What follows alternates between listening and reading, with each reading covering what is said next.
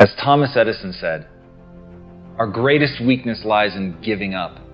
The most certain way to succeed is to always try one more time.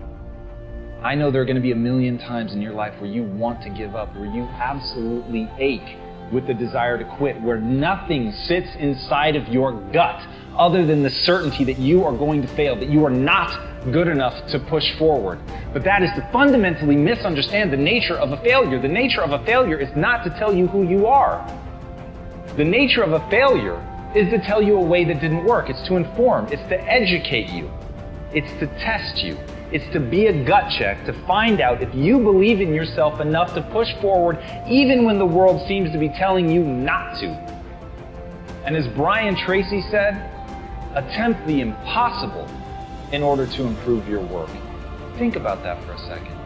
Attempt the impossible just to get better. To try the things that you know are going to fail. Things that the world is going to tell you simply cannot be.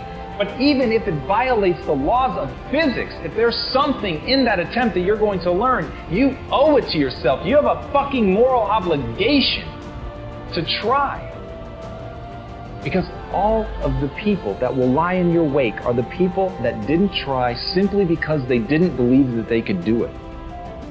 You have to be willing to look at the world. You have to be willing to see things that you yourself think are impossible and try, because in that you will stretch yourself. You have to be willing to look inward at the state of your current skill set and say, I'm going to play outside of that. I'm not going to play where it's safe. I'm going to play where it hurts. I'm going to play where I feel clumsy. I'm going to play only in the areas that make me feel stupid, because in that I know that the way that the brain responds is through adaptation. But I have to stress myself.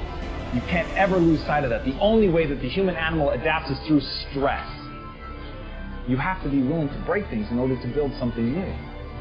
So if you want to push the boundaries, if you want to see just how far you can go, if you want to succeed at the highest level, if you want to play on a global scale, you have got to be willing to try the impossible, because right now, the things that you need to do are impossible for you. But they won't remain that way forever. And as Aristotle said, pleasure in the job puts perfection in the work.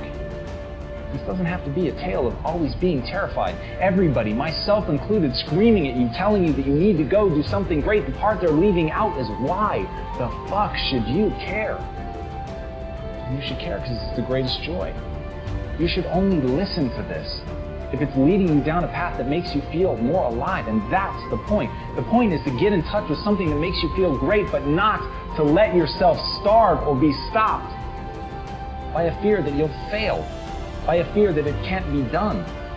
Have fun. Have the guts to enjoy yourself. Have the guts to go out and attempt something audacious and terrifying, knowing that all along, if you're doing it right, you're gonna have a good time. So all of this, going balls out, trying to prove something to yourself, trying to do something amazing, never lose sight that it's to build a better life.